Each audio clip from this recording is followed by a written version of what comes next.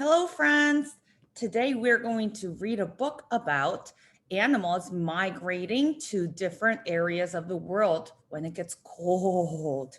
We've been talking about animals hibernating and what other animals do when it gets cold outside. And we briefly talked about how some animals migrate, they move to a warmer area until it gets warm again up here.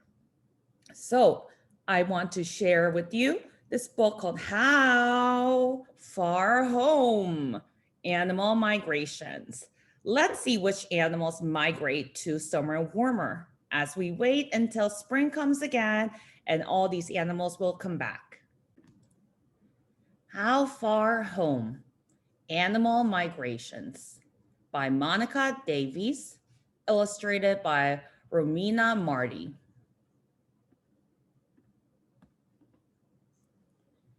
Every year, thousands of animals go on a journey. It is often a trek of many miles. This trip is unique for every species. Some fly, others climb. Many swim a great distance. But where are they all going? Where do you think the animals are going, friends, when it gets cold? When they migrate, where do you think they go? Season to season, weather changes. In spring, rain falls, plants grow. But in winter, the sun sinks lower, the air turns colder. When the seasons change, many animals travel to a warmer winter home to survive. This journey is called migration. I'm going to read that sentence again. It explains what migration is very, very nicely for us. When the seasons change, many animals travel to a warmer winter home to survive. This journey is called migration. Let's meet a few travelers. Some migrations are very short. Many snakes live in Shawnee Forest in Illinois. In the summer, these reptiles crowd a wet swamp, but every winter they slither off, crossing a road to their winter home. The dry cliffs there keep them warm. So these snakes, they just travel across the road from the swamp to a drier cliff. That's a short journey. Each year, Christmas Island near Australia hosts a great migration. This island is home to red crabs. When the rains begin, the crabs start to move. They crawl from the forest to the sea. All of them travel at the same time. When they reach the water, the crabs lay their eggs. This is where their babies are born. Wow, friends. So these red crabs not only migrate, but they also have babies at their new winter home. Bighorn sheep roam high in the Rocky Mountains. They live here in the summer, but when it grows cold, plants up high start to die. The sheep must move homes.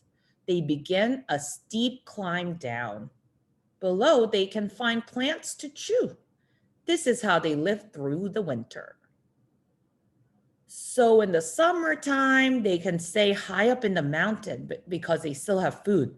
But when it gets colder, these bighorn sheep climb down the mountain to somewhere warmer to find more food. Some migrations cover miles and miles. Honk. You may have seen or heard a Canada goose. These feathered friends migrate every winter. They soar south in flocks in search of warmer weather. In one day, they can travel up to 1,500 miles. Oh, that's 1,500 miles, friends. That's the distance from New York City to Austin, Texas. Oh, that's so far. Friends, even if you go on an airplane from New York City to Austin, Texas, it takes 3.5 hours. But these birds, they're not even on an airplane, but they fly all day long for 1,500 miles to find a warmer home. Wow, these birds must be very, very strong. It is not only birds that fly south in winter, some insects do too. Every fall, monarch butterflies head south because they can't survive cold winters. Some think 1 billion monarchs land in Mexico every winter. Here they mate. They return north in the summer to lay eggs and find food. These beautiful butterflies are called monarch butterflies. Have you guys ever seen them when summertime is here and when it's warm outside? Yeah, we can't see them now because these butterflies fly down to Mexico where it's much warmer than up here where we live. They stay in Mexico to stay warm until the end of the winter.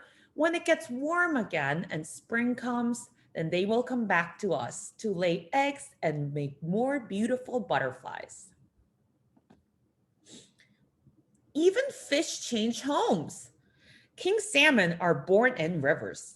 In time, they swim to the ocean, but they return home to have babies. To go back, the salmon will swim 2,000 miles and they must swim upstream. Wow, 2,000 miles, that's even more than how far the geese fly. So these salmons, they swim to the ocean because oftentimes ocean temperature does not change as much as it does in the land where rivers are. But when they want to come home after the cold winter is finished, they have to swim upstream. That means they're swimming against the water. So friends, think about it. The water is coming to you, but you have to go against the water. That's extra hard to swim. But these salmons, they don't give up. They will keep going to come back to their homes.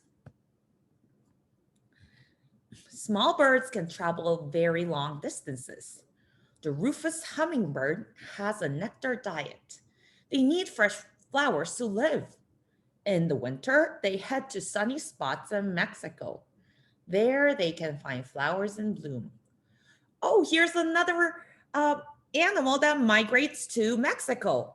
Do you guys remember the insect that migrates to Mexico for wintertime? Yes, the monarch butterflies that we just saw.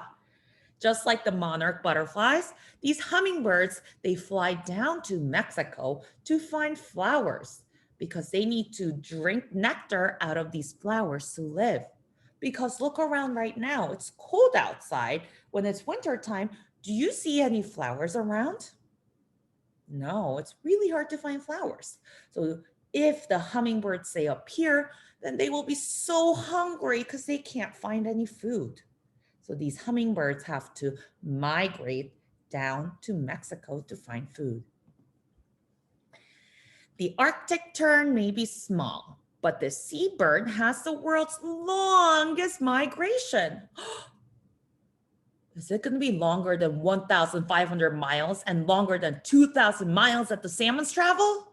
Let's find out. In summer, these birds breed near the Arctic Circle. When they get to Antarctica, it's summer there too. Whoa! Their S-shaped route to Antarctica and back covers 59,650 miles. Migration journeys will always be one of nature's wonders. These birds travel such great lengths to find a warmer place. They must be very strong and resilient. So look at these animals. We saw a lot of animals in this book that migrate. Let's see. So the king salmon, they travel to the ocean and back upstream to the river. And you see the hummingbird. Where do the hummingbirds go, friends? Yes, they travel to Mexico because they have to find somewhere warm where it has flowers. Next, what about the Canada goose? Do you remember? They can fly up to 1,500 miles per day to travel south. And don't forget the monarch butterflies. They also travel south to Mexico to find a warmer place to stay for the wintertime. Friends, I hope you guys enjoyed the book and meeting these animals who travel far, far away or not so far away, like the snake who just crossed the street to find warmer places to stay for the winter time. So let's think about it. Do you remember the animals who hibernate versus animals who migrate? I look forward to talking about that with my friends. I'll see you guys later.